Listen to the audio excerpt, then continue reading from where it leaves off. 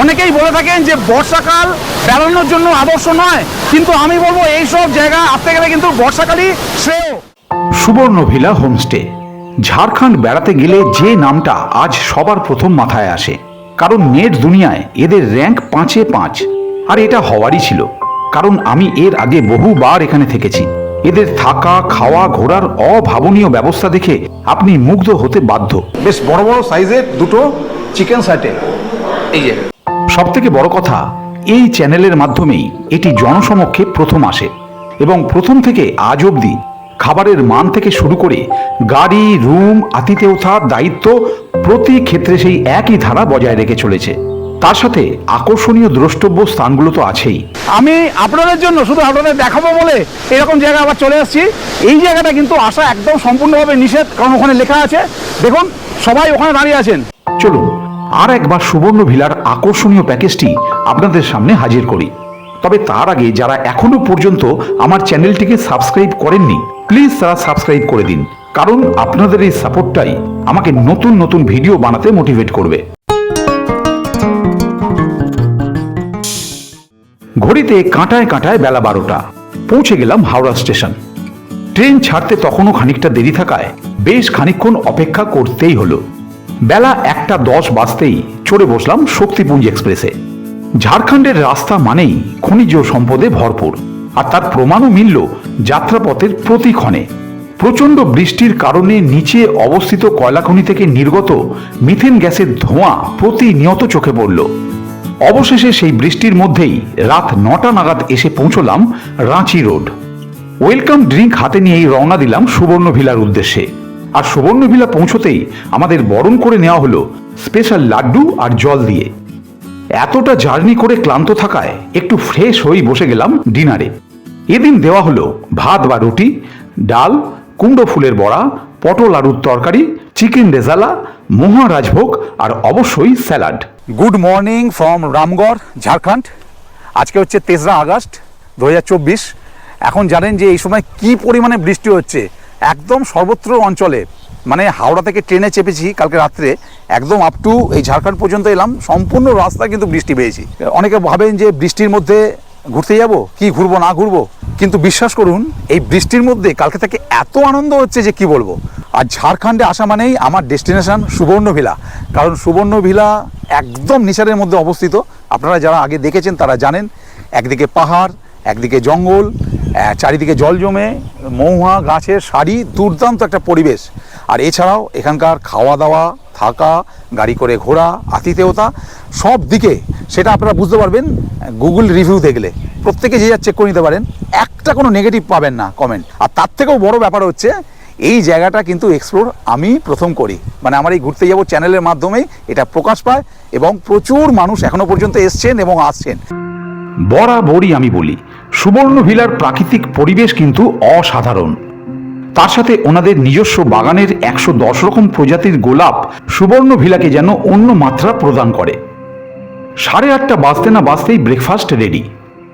সকলের দেখা দেখি আমিও বসে গেলাম প্রাতরাশ সারতে। ব্রেকফাস্টে গরম গরম লুচি, একদম ফুলকো ফুলকো। এইখানকার খাবার ব্যাপারে তো কোনো সন্দেহ নেই, সেটা যারা ভিডিও দেখেন তারা জানেন। আর আছে এর সঙ্গে এটা কুমড়ো আলুর তরকারি, হালুয়া, বেশ বড় বড় সাইজের, দেখুন হালুয়া 2 পিস আছে, ডিম সিদ্ধ আছে, আর একটা নতুন দেখছি এবারে হয়েছে ইমলির চাটনি, তেঁতুলের চাটনি। সকাল সকাল সুস্বাদু খাবার খেয়ে পেট তো ভরল, এবার মন ভরানোর জন্য বেরিয়ে পড়লাম আজকের সাইট সিংয়ে। এই বৃষ্টির মধ্যে ঘোরার মজাই কিন্তু আলাদা। ঝিরঝির করে বৃষ্টি শুরু হয়েছে, দারুণ লাগছে। এই উঠে পড়ছি। ফার্স্টে আজকে আমরা যাব পাত্রাতু। ঝাড়খণ্ডের রাস্তাঘাট কিন্তু অত্যন্ত সুন্দর বললেও কম বলা হয়। এ রাজ্যের যে জায়গাতেই যান না কেন, রাস্তাঘাট যে শুধু পরিষ্কার পরিচ্ছন্ন তা নয়, অত্যন্ত মসৃণও বটে। প্রথমেই চলে এলাম পাত্রাতু গেট। ঢুকতেই চোখে পড়বে সুন্দর একটি মন্দির, আর সেটা ক্রস করে এলেই পাত্রাতু গেট। ইচ্ছে করলে এখানে প্যাডেল বোটিংও করতে পারেন। কিছুক্ষণ সময় কাটতে না কাটতেই চলে এলো মুষলধারায় বৃষ্টি। উঠে পড়লাম গাড়িতে। ভেজা কাঁচের মধ্য দিয়ে সবুজে ঘেরা পাহাড় দেখতে দেখতে পৌঁছে গেলাম Patratu view point. Patratu gate দেখে চলে এলাম পাত্রাতু ভিউ পয়েন্ট। বছরের বিভিন্ন সময়ে একটা জায়গায় কীরকম কীরকম ভিউ হয় সেটা দেখাতে পারার আনন্দই আলাদা। দেখুন এত বৃষ্টি হচ্ছে, এরকম বড় একটা ছাতা নিয়েছি, এরকম বড়। এই হচ্ছে পাত্রাতু ভিউ পয়েন্ট, যেখানে প্রচুর ছবি তুলি, প্রচুর মানুষ এখানে আসেন, এখনও এসছেন, প্রচুর গাড়ি দেখুন দাঁড়িয়ে আছে, প্রচুর চারিদিকে গাড়ি, প্রচুর ট্যুরিস্ট এসছেন। এই হচ্ছে ভিউ পয়েন্ট। কিন্তু ভিউ এখন মোটামুটি দেখুন দেখা যাচ্ছে, বাট ক্যামেরায় কতটা দেখা যাচ্ছে বুঝতে পারছি না। অবিরাম বৃষ্টিকে সঙ্গী করেই রওনা দিলাম পরের ডেস্টিনেশনে। বেশ একটা ঠান্ডা সতেজ আবহাওয়ায় মনটা যেন আরও ফুরফুরে হয়ে উঠল। এক অদ্ভুত প্রশান্তি যেন সারা শরীরে খেলে বেড়াচ্ছে। পৌঁছে গেলাম আমার অত্যন্ত প্রিয় একটি জায়গা, পাত্রাতু লেক। লেকের মূল প্রবেশদ্বারের ঠিক পাশেই রয়েছে টিকিট কাউন্টার। এই পাত্রাতু গেটের ভিতর ঢুকতে গেলে 20 টাকা জনপ্রতি টিকিট, কিন্তু ভিতরে যদি ক্যামেরা নিয়ে প্রবেশ করতে চান তাহলে কিন্তু 295 টাকা চার্জ লাগে। মোবাইল নিয়ে প্রবেশে কোনো চার্জ নেই, তাই কোনো খরচ না করে মোবাইল দিয়ে কিন্তু ভিতরে অনায়াসেই মনের মতো ছবি তুলতেই পারেন। ভিতরে রয়েছে বাচ্চাদের বিনোদনের উপযোগী অত্যন্ত সুন্দর একটি পার্ক।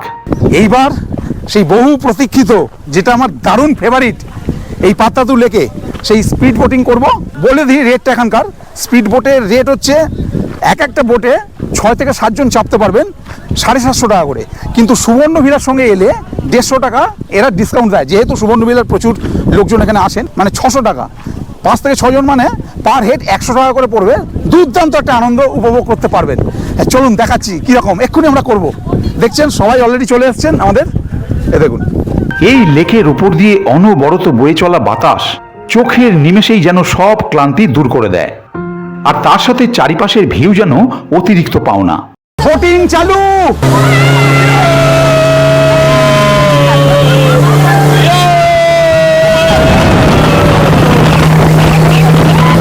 দুর্দান্ত মজা, দুর্দান্ত। আমাদের একটা বোট যাচ্ছে। বলে দিই, এরকম স্পিড বোট ছাড়াও এখানে রয়েছে সাধারণ মানের প্যাডেল বোট, যার টিকিটের মূল্য জনপ্রতি 100 টাকাই। তবে প্যাডেল বোটের সময় প্রায় আধ ঘন্টা ধার্য করা থাকলেও এই স্পিড বোটের মজা নেবার সময় মাত্র 8 থেকে 10 মিনিট। আর আমার মনে হয় এই 8 থেকে 10 মিনিটেই আপনি সেই লেভেলের মজা পেয়েই যাবেন। ফার্স্ট হাফটা সাইট সিইং করে আসার পর এই সুবর্ণবিল আবার ঢুকবো লাঞ্চ করতে। তাই ঢোকার আগে একটা দৃশ্য দেখাচ্ছি, দেখুন খালি। এরকম দৃশ্য কিন্তু আর আমরা তেমন সচরাচর দেখতে পাই না। দেখুন, এটার দেখানোর লোভ সামলাতে পারলাম না, তাই আপনাদের দেখিয়ে দিলাম। সুবর্ণভিলায় ঢুকতেই পরিবেশন করা হলো সুস্বাদু সব খাবার। বেশ তৃপ্তি করে মধ্যাহ্নভোজ সারলাম, আর তারপর আবার বেরিয়ে পড়লাম আজকের দ্বিতীয় পর্বের সাইট সিইংয়ে। আর আজকের দ্বিতীয় পর্বের প্রথম গন্তব্য মায়াটুংরি পাহাড়। চলে এসেছি একদম মায়াটুংরি পাহাড়ের গেটের সামনে। মূল যে গেট, মানে এখান থেকেই সিঁড়ি শুরু হচ্ছে। 367টা সিঁড়ি উঠতে হবে, তারপর মন্দির। তবে শুনলাম যে অনেক কিছু ডেভেলপমেন্ট হয়েছে, তার একটা নিদর্শন কিন্তু পাওয়া যাচ্ছে। এই দেখুন, যেমন এর আগে যতবার ভিডিও করেছি এই রেলিংটা কিন্তু ছিল না, স্টিলের রেলিং। দেখুন কন্টিনিউ কিন্তু এই রেলিংটা দেওয়া আছে, যার ফলে যারা একটু এজেড পার্সন আছেন তাদের কিন্তু ওঠার জন্য সুবিধা হবে। এই স্থানের মাহাত্ম্য যেন একেবারে ভিন্ন। সিঁড়ি দিয়ে ওপরের দিকে উঠতে উঠতে পিছনের দিকে তাকালেই চোখের সামনে ভেসে উঠবে সম্পূর্ণ রামগড় শহর। ওপর থেকে পারিপার্শ্বিক নান্দনিক রূপ দেখতে দেখতে কখন যে আপনি 367 সিঁড়ি বেয়ে ওপরে উঠে পড়বেন নিজেও টের পাবেন না। এই হচ্ছে মহামায়া মা, আর আমি আছি এখন মায়াটুংরি পাহাড়ের ওপর। এই মায়াটুংরি পাহাড়ের একটা অর্থ আছে। মায়া মানে হচ্ছে মহামায়ার, মায়ের নামে মহামায়া, মানে মায়া, এবং টুংরি কথার অর্থ হচ্ছে ছোট পাহাড়, মানে ছোট পাহাড়ের ওপর মহামায়ার মন্দির। সেই জন্য এটার নাম হচ্ছে মায়াটুংরি পাহাড়। এখানকার প্রসাদ হচ্ছে কাঁচা বাদাম, খই, বাতাসা আর নকুলদানা। মায়াটুংরি পাহাড়ের মা মহামায়াকে দর্শন করে টুটি ঝর্ণার বাবা মহাদেবকে দর্শন করতে বেরোলাম। সারাটা দিন আজ বৃষ্টিধারা যেন ঝরেই চলেছে, তবে সকালের তুলনায় এই বেলা বৃষ্টির পরিমাণ বেশ কম। তাই এই আবহাওয়ায় ঘুরতে যে দারুণ মজা লাগবে সে কথা বলাই বাহুল্য। আর এত বৃষ্টির কারণে জলের প্রত্যেকটি ধারার রূপ যেন আলাদা মাত্রা পেয়েছে। এই মন্দিরে রয়েছে একটি শিবলিঙ্গ, যার মাথার উপর দিয়ে জলের ধারাটি দিয়ে 365 দিন 24 ঘন্টায় জল বয়ে চলেছে। শুনলাম দামোদর নদের খুব কাছেই আমরা অবস্থান করছি, আর এই বৃষ্টিতে তার রূপ দেখব না, সেটা কি হয়? সত্যি দানবের ন্যায় এই দামোদর যেন এক রাশ খিদে নিয়ে অনবরত ছুটে চলেছে। কিছু পেলেই যেন গ্রাস করে নেবে চোখের নিমেষে। দামোদরের খিদে দেখার পর সুবর্ণবিলায় ফিরে আপাতত বসে গেলাম আমার খিদে মেটাতে। আজকের ইভিনিং স্ন্যাক্সে দেওয়া হয়েছে, এনারা এটা নাম দিয়েছে চিকেন ক্যান্ডি। এইটা এখানকার নিজস্ব রেসিপি, এই চিকেন ক্যান্ডি। আমি এখনও খাইনি, দেখি। ওপরে মেয়োনিজ দেওয়া আছে, স্যালাড আছে, টমেটো সস আছে, আর সঙ্গে তো চা আছে। দেখি চিকেন ক্যান্ডি কীরকম খেতে। ভালোই আমি খেলাম, ভালোই, বেশ দারুণ, বেশ অনেক পরিমাণে চিকেন দেওয়া আছে। এদিন ডিনারে ছিল ভাত, রুটি, ব্রেড টোস্ট, চিকেন স্ট্রু, বেগুন ভাজা, পটল ভাজা, ডাল, ধোকার ডালা আর মহারাজভোগ। পরের দিন সকালটা শুরু হলো সুন্দর একটা ব্রেকফাস্ট দিয়ে। ডালের পরোটা, সোয়াবিন আলুর তরকারি আর একেবারে নতুন একটা আইটেম কাঁঠালের বড়া দিয়ে বেশ জমিয়ে প্রাতরাশ সেরে বেরিয়ে পড়লাম আজকের সাইট সিংয়ে। আকাশ আজ মেঘলা থাকলেও বৃষ্টি কিন্তু একেবারেই বন্ধ। পূর্ব ভারতের এই ঝাড়খণ্ড রাজ্যটি 2000 সালের 15ই নভেম্বর বিহারের দক্ষিণাংশ থেকে আলাদা হয়ে গঠিত হয়। রাজ্যটি খনিজ সম্পদে পরিপূর্ণ। এছাড়াও পরিপূর্ণ বেশ কিছু নামকরা জলপ্রপাত দিয়ে। আজ সারাদিন সেরকমই কিছু জলপ্রপাত দেখে নেব। প্রথমেই আমাদের গন্তব্য হুড্রু ওয়াটারফল। এখানে যেতে গেলে পার হেড 10 টাকা করে টিকিট, এবং গাড়ির জন্য পার গাড়ি 30 টাকা করে। এই যে 10 টাকা করে টিকিট। মূল গেটে প্রবেশ করবার আগে পড়বে বেশ কিছু দোকান। ইচ্ছে করলে এখান থেকে কিছু খেয়েও নিতে পারেন। আর তারপরই গেট পেরিয়ে সিঁড়ি স্টার্ট। এখানে নামার সময় আপনি দেখতে পাবেন না, ওঠার সময় দেখতে পাবেন একটা জায়গায় লেখা আছে শিলার ওপর 745 খানা সিঁড়ি। নামতে নামতে এরকম ছোটো ছোটো দোকানও পাবেন। এখান থেকে ফল বলুন, বাদাম বলুন, ছোলা কিনে খেতে পারবেন। এ দেখুন যেমন এনারা খাচ্ছেন। এক্সকিউজ মি, এইরকম দোকানের পাশাপাশি এরকম কাঠের জিনিস তৈরি হচ্ছে, একদম তৈরি করে এনারা বিক্রি করছেন এরকম জিনিস। এই দেখুন এনারা তৈরি করছেন। এসব ছেড়ে ধীরে ধীরে এগিয়ে চললাম ওয়াটারফলসের দিকে। আর হঠাৎ করেই যেন চোখের সামনে হাজির হয়ে গেল ভারতের 34তম সর্বোচ্চ হুড্রু ওয়াটারফল। বর্ষাকালে জলের পরিমাণ এখানে অনেক বেশি থাকলেও শুষ্ক মরশুমে এটি একটি আকর্ষণীয় পিকনিক স্পটে পরিণত হয়। হ্যাঁ, এইখানে মেন প্রবলেম যা সেটাই শুরু হয়েছে। 745টা সিঁড়ি নেমে গেছি, নামার সময় তত্তর করে, ওঠার সময় আর উঠতে পারছি না। দেখুন বললাম ওঠার সময় লেখা আছে 745টা সিঁড়ি একটা শিলায়। এ দেখুন এই গেটের সামনেই, মানে নামার সময় যদি আপনি পেছন ঘোরেন এইটা দেখতে পাবেন। অনেক বয়স্ক মানুষ ঝাড়খণ্ডে বেড়াতে গিয়ে এই হুড্রু ফলস দেখতে যান, কিন্তু 745টা সিঁড়ি বেয়ে নেমে ওনাদের পক্ষে এই ফলস দেখাটা বেশ কঠিন হয়ে যায়। তাই যারা নিচে নামতে পারবেন না, ইচ্ছে করলে তারা ওপর থেকেও এই ফল উপভোগ করতে পারবেন। এই হুড্রু ওয়াটারফলসে যারা 745টা সিঁড়ি নামতে পারবেন না মনে করবেন, তারা কিন্তু ওপর থেকে টপ ভিউটা দেখতে পারেন। ওই সিঁড়ি ভেঙে ওপরে ওঠার পর আমি আপনাদের জন্য শুধু আপনাদের দেখাবো বলে এরকম জায়গা আবার চলে আসছি। এই জায়গাটা কিন্তু আসা একদম সম্পূর্ণভাবে নিষেধ, কারণ ওখানে লেখা আছে। দেখুন সবাই ওখানে দাঁড়িয়ে আছেন, দেখুন সবাই। আমি এসছি, দেখুন এবার ওপর থেকে টপ ভিউটা দেখুন। 322 ফিট উচ্চতা থেকে ঝরে পড়া এই ফলসের রূপ ওপর থেকেও বেশ মনোমুগ্ধকর। হুড্রু ওয়াটারফলসে দারুণ আনন্দ করলাম। বলে দিই ওখানে কিন্তু জিপ লাইনও আছে। আপনারা ইচ্ছে করলে কিন্তু জিপ লাইন রাইডটা করতে পারেন, 300 টাকা করে জন প্রতি। এখন আমরা যাচ্ছি জোনা ওয়াটারফলসের দিকে। এই হুড্রু ওয়াটারফলস থেকে জোনা ওয়াটারফলসের ডিস্টেন্স 40 কিলোমিটার। আজকে আমাদের এই জোনা ওয়াটারফলসেই লাঞ্চ। তবে তার আগে জোনা ওয়াটারফলটি দেখে নেওয়ার পালা। জোনা ওয়াটারফলসের সিঁড়ি দিয়ে নামছি। এখানে 550 সিঁড়ি আছে, আর অন্য একটা দিকে গেলে 650। ওটা আমি ওঠার সময় দেখাচ্ছি কোন দিকে গেলে 650। আমরা যেটা দিয়ে নামছি এটা হচ্ছে 550 সিঁড়ি। এই জন্যই বর্ষাকালে এই ওয়াটারফলসে বা এই সমস্ত অঞ্চলে আসা। দেখুন খালি কত দূর থেকে এর আওয়াজ শোনা যাচ্ছে। এইবার দেখুন খালি দৃশ্যটা, দেখুন খালি।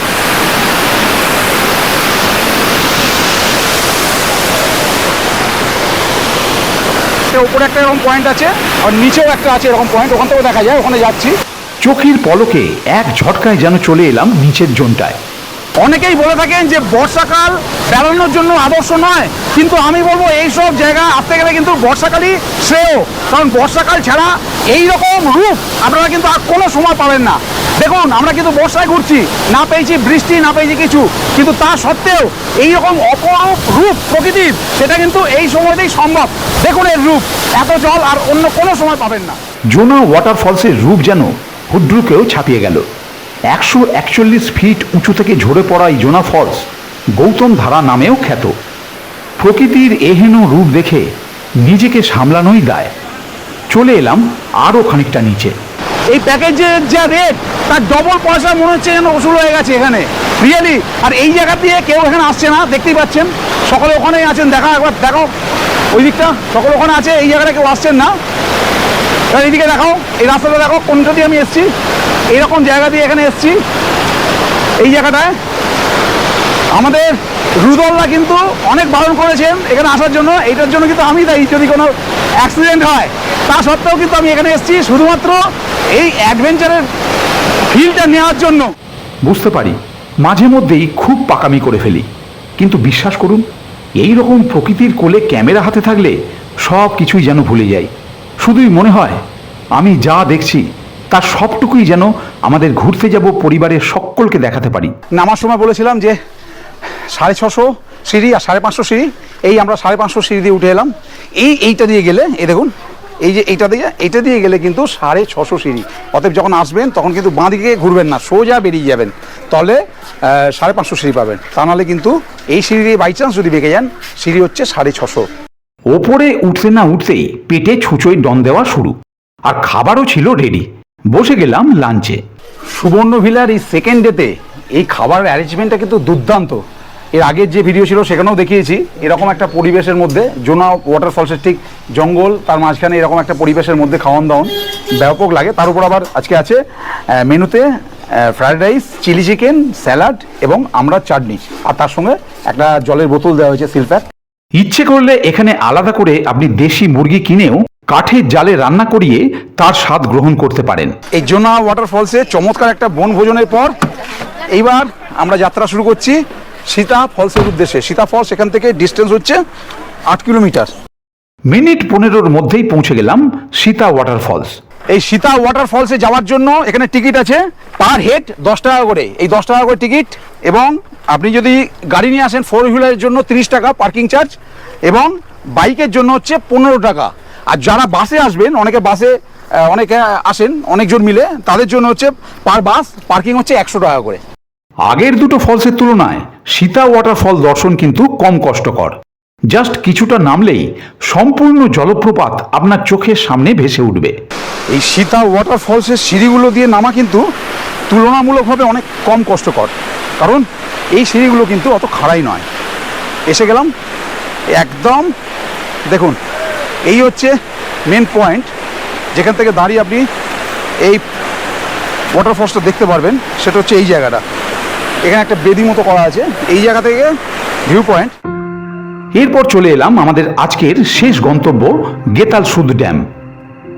সুবর্ণরেখা নদীর ওপর অবস্থিত এই গেতাল সুদ বাঁধটি মূলত রাঁচি শহরের পানীয় জলের চাহিদা মেটাতে পরিকল্পিত হয়। এটি ওপেন করা হয় 1971 সালে। রুক্কা ব্লকে এর অবস্থান হওয়ায় স্থানীয়ভাবে এটিকে রুক্কা বাঁধও অনেকে বলে থাকেন। সুবর্ণরেখার শান্ত জলের ধারে বসে সকলে মিলে বেশ খানিকক্ষণ সময় কাটালাম। এবার সুবর্ণভিলায় ফেরার পালা। তখনও জানতাম না আজ সন্ধেবেলায় আমাদের জন্য অপেক্ষা করছে দুর্দান্ত একটা স্ন্যাক্স। ইভিনিং স্ন্যাক্স খেতে বসে গেছি ঘুরে এসে।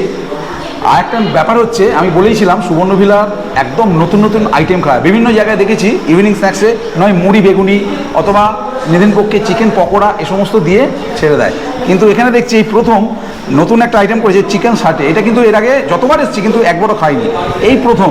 দেখুন বেশ বড় বড় সাইজের দুটো চিকেন সাটে, এই যে চিকেন সাটে, তার সঙ্গে আছে সস আর চা। এদিন ডিনারে ছিল ভাত বা রুটি, আলু ভাজা, একটা সবজি, ডাল, মাছের ঝোল আর মহারাজভোগ। Good morning from Ramgarh. এসছি সুবর্ণভিলায়, আজকে 3rd ডে। যথারীতি মর্নিং আমাকে বেরিয়ে পড়েছি। আজকে বেরিয়েছি আমি, আমাদের গ্রুপের একজন খুব প্রিয় সদস্য সমীর বাবু এবং আরেকজন প্রিয় সদস্য সুজিত বাবু। আমরা বেরিয়ে পড়েছি। দেখুন জায়গাটা দেখুন, আজকে মর্নিং ওয়াক করতে করতে চলে এসেছি এরকম একটা জায়গায়, দুর্দান্ত অপূর্ব লাগছে, বিউটিফুল। এখন জায়গাটা নতুন করে এক্সপ্লোর করছি। সে পথ কেন ভুলে গেলি রে। এরকম মনোরম সকালে, মনোরম পরিবেশে, মনোরম একটা রবীন্দ্রসঙ্গীত মনের মধ্যে বেজেই উঠল। মন মন রে আমার, তুই ফেলে এসেছিস কারে, মন মন রে আমার। প্রকৃতির গাঢ় সবুজ রূপ, অজানা নানা পাখির ডাক, উঁচু নিচু পাহাড়, দূর থেকে ভেসে আসা জলের কলতান আজকে সকালটাকে যেন অন্য মাত্রা এনে দিল। রে আমার, তুই ফেলে এসেছিস কারে, মন মন রে আমার। বেশ কিছুক্ষণ সময় পাহাড়ে কাটিয়ে নিচে নেমে এলাম। আমরা পাহাড়ের উপর থেকে ফিরছি, হঠাৎ চা খাবার ইচ্ছে হলো। আমি তাই একজন দাদাকে জিজ্ঞেস করলাম যে এখানে চায়ের দোকান আছে কি না। উনি বললেন নেই।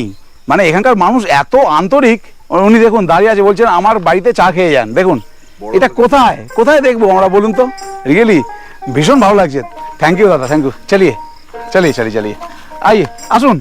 এই দেখুন বাবা, এরকম দৃশ্য দেখুন কতদিন আমরা দেখিনি। ও বাবা দেখুন গরুটা তেড়ে আসছে, বাছুর দুধ খাচ্ছে।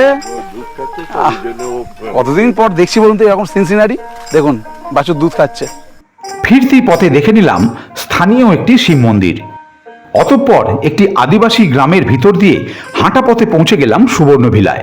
চমৎকার একটা প্রাতঃ ভ্রমণের পর বসে গেছি প্রাতঃরাশ সারতে।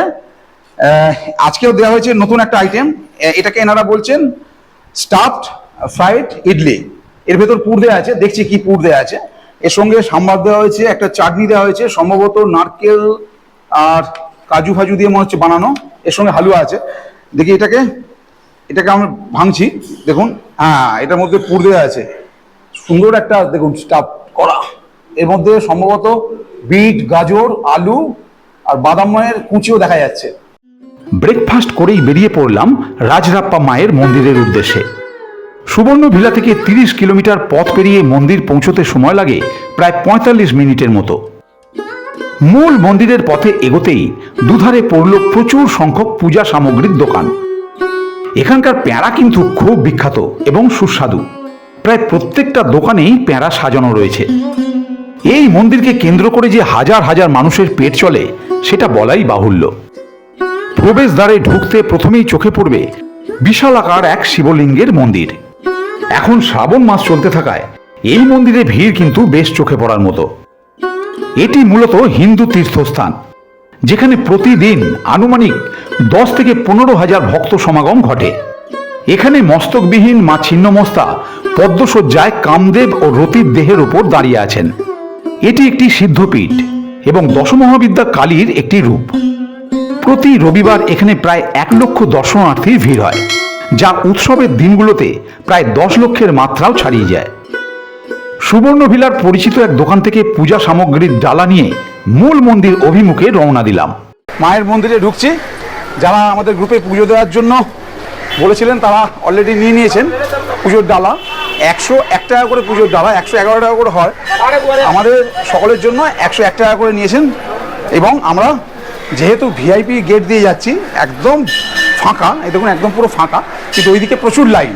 আজকে শ্রাবণ মাসের 3য় সোমবার, প্রচণ্ড ভিড়। এ দেখুন আমরা কিন্তু ভিতর দিয়ে সরে এলাম। এর জন্য দক্ষিণা দিতে হবে জনপ্রতি 100 টাকা করে।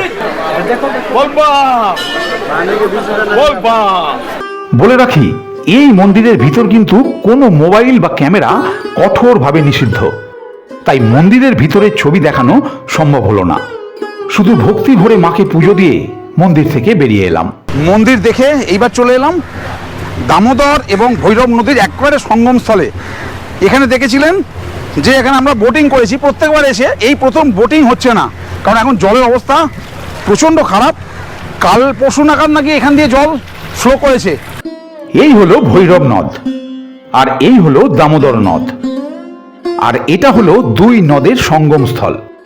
জল এখন বিপদসীমার ওপর দিয়ে বইতে থাকায় এখানে এখন বোটিং করা বন্ধ।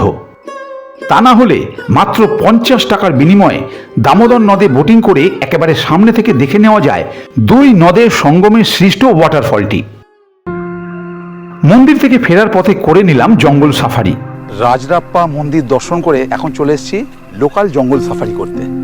যদি আপনারা মনে করেন যে এই জঙ্গলে বাঘ, হাতি, ভাল্লুক এসব দেখতে পাবেন, তা কিন্তু একেবারেই নয়।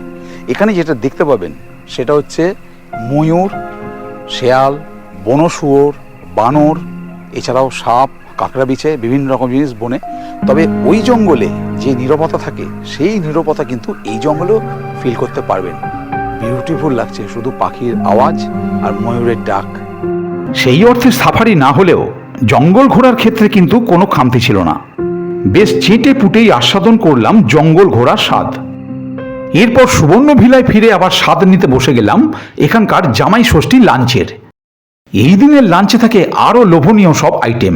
লাঞ্চে বসে দেখছি রকমারি আইটেম ভর্তি। এমনিতেই সুবর্ণবিলার একটা স্পেশাল মেনু থাকে, প্রত্যেক দিনই সেটা আমরা এনজয় করছি। আজকে দেওয়া হয়েছে ভাত, পোলাও, ডাল, একটা মিক্সড সবজি, মাটন আছে আজকে, আর চুনো মাছ ভাজা, যেটা প্রায় আমরা শহরাঞ্চলে খেতে ভুলেই গিয়েছি। স্যালাড আছে, পেঁপের চাটনি, আর আছে টক দই। এতবার সুবর্ণবিলায় এসছি, আর সুবর্ণবিলায় এলে খেয়ে যা শান্তি পাই বলার কথা না, এত সুন্দর লাগছে। কারণ চুনো মাছ ভাজা আর গরম গরম ডাল, আহা অপূর্ব।